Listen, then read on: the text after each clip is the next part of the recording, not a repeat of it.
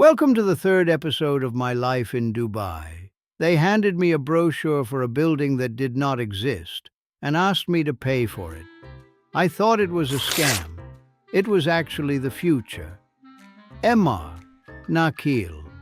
Names that meant nothing to me then and everything now. They started selling apartments in towers that were still just lines on paper. They called it off-plan. So I pay for the picture? You pay in stages, sir, as we build. By the time it's finished, it's worth more. You profit before you even move in. Here's off-plan, simply. You don't buy a finished apartment. You buy a promise, and you pay for it in installments while the developer builds. A bit on booking, bits along the way, the rest on handover. The magic, you control a whole apartment with a small fraction down.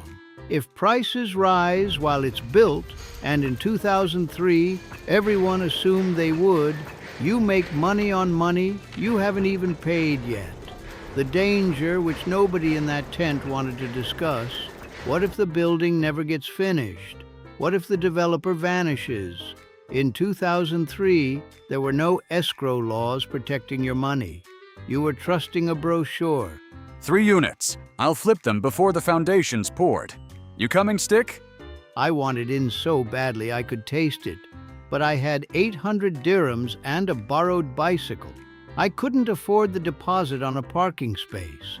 I left with nothing but the brochure. I told myself, next time I'll have the money. I just didn't know how, yet.